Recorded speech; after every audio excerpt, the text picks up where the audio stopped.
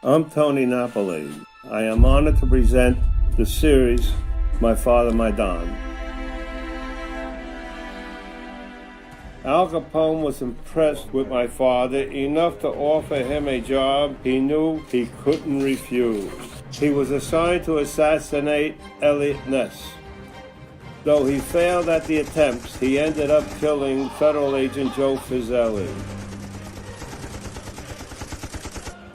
After the Eliot Ness situation, my father came back to New York to find the bosses had a newfound respect for him. My father rose to power by founding and controlling the biggest gambling empire in the United States for close to 40 years. His business was estimated to be around $150 million a year operation. He employed over 1,000 men. He was also involved in all the big boxing events that included many championship bouts. He spread his wings to Cuba, Las Vegas, Lake Tahoe, Reno, and the Bahamas. One of the things that separated my father from many of the other wise guys was he took care of the people of the neighborhood. When I came of age, I entered the United States Air Force with a rising star in the boxing game with hopes of entering the Olympics. After my mother had gotten sick, my father used his powers to get me honorably discharged from the United States Air Force. After my return, I fell into the hands of alcohol for the majority of my life. In 1961, I was shook down for money by a New Jersey police chief in my alcoholic state. I decided it was a good idea to teach him a lesson, one he would never forget. My father was put in prison after the RICO law took effect.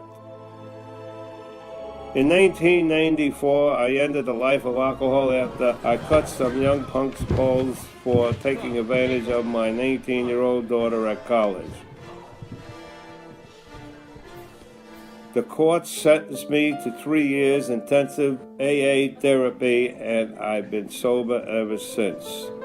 Today, I live my clean life of sobriety, spending my time doing two things: loving my family and helping veterans get benefits they deserve from this government.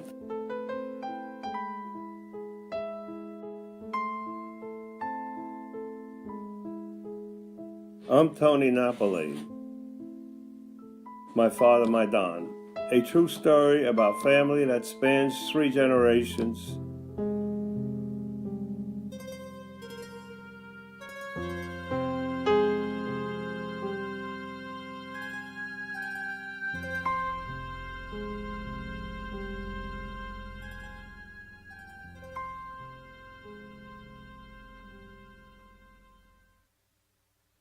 Everybody, you're with Joey Ciccone. I think you know who I am by now, okay? This is The Connected Show from 11 to noon, World Center of Broadcast Media. I'm on the phone, direct from New York City, the Big Apple. I love it. My friend Tony Nap. All right, Tone, on the break, we probably had more stories than the whole show, okay? But we want to get back to Dad when he met Al Capone. And Al Capone told him to take care of business. Please proceed. Right. Okay. Are you ready? Yeah, I'm ready. We're all ready. Go. No. My father, he didn't want to follow his father's trade as a bricklayer, so he met people after he got out of school, and he never went past the 8th grade. And he was living in a basement in houses on 10th Street in Brooklyn, New York. Right. We had a break section with his gang. He had a gang, and they used to, they were thieves. They were stealing things, you know.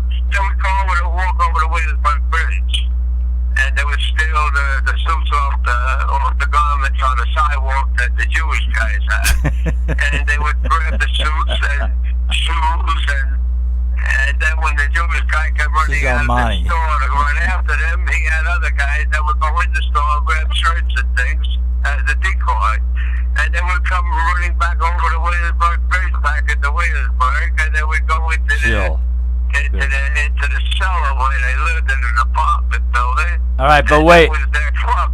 But wait a minute. We got a certain amount of time. I got a lot to cover.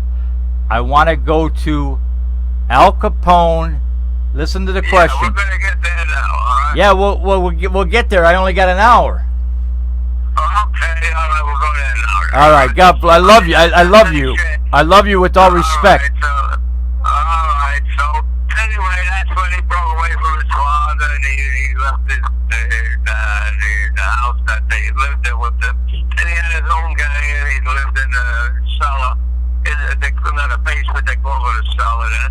But anyway, he got to meet Frankie Yale and Tony Allen, because Frankie Yale used to be the boyfriend of my mother's mother. And actually, my mother's mother, my grandmother, was a related to Frankie Yale.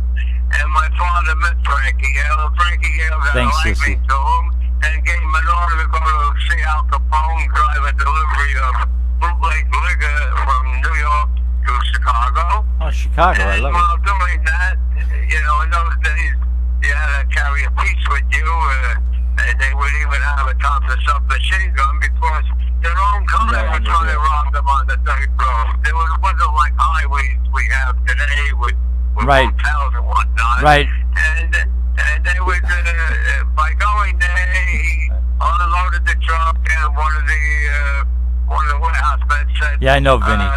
The boss wants to see you." Tony. Wow.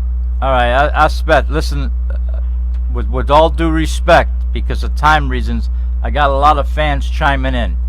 I'm gonna say it, and then we're gonna move on, okay? Al Capone basically gave an order to his dad to push. He gave him when he went in the office to see Al Capone in the back of the warehouse when they were unloading the truck my father drove from New York, and now he had to come back to New York with the truck. Before that happens, Al Capone spoke to him, and he told him what he had wanted him to do, and it was actually called a kiss of death. Al Capone gave my father the kiss of death. According to Elliot Ness and the FBI, this is what happened. My father never told me directly this story. Right. He would never talk to me that way. So right. This comes from Elliot Ness himself, because he did his autobiography in 1957, and this is what he says in his book. And my father was picked by Al Capone to deliver the kiss of death to Elliot Ness himself, and that's what happened. That's how my father got involved with the big boys. All right, that's all. That's all on that. That's all on that. Did your? Good enough. So now my father, he comes back, and he's doing very well now. His father is dying. That would be my grandfather, and my father now stays with his father till he dies, and he helps take care of his 6 sisters and 1 brother. Tony, can you hear me all right? Can you hear me okay? Yes. All right, please, because I'm on my break. I got a minute left. Your dad, please let me say this with all due respect. Your dad was asked to push the button on Ness. I think they did a hit, but he missed Ness. He hit somebody else. He hit his pawn. That's his pawn. All right. Okay. All right. And he went and they picked him up in Chicago in a flop house. He was up and down after he missed Ness, but according to Elliot Ness himself, and hit his partner. The partner died. All right. So there was an old man, an old fellow who was a witness about the kiss of death, and who got the order to do the job on Elliot Ness was an old man who used to be the doorman at the club for Al Capone, and he told the cops. The vodka's good. I'm gonna have some. He told him who it was. It was a Jimmy Nap Napoli from Freeport, Brooklyn, Williamsburg section. All right. Listen. We're gonna take a. Okay, go ahead. We're gonna take a break together. All right. Bottom line is, you just told a story with Jimmy Nap. I'm talking with Tony Nap out of New York City. let me tell you, friends and fans that are chiming in, it's very hard when you're on the phone and you can't look each other in the eye and do an interview together. So the phone situation is very well.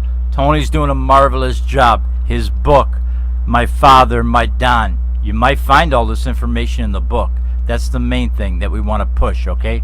But there's a lot more to tell about this guy, which I'm going to tell about him. And I would not have him on the show if there wasn't all the stories and things that he's done in his life.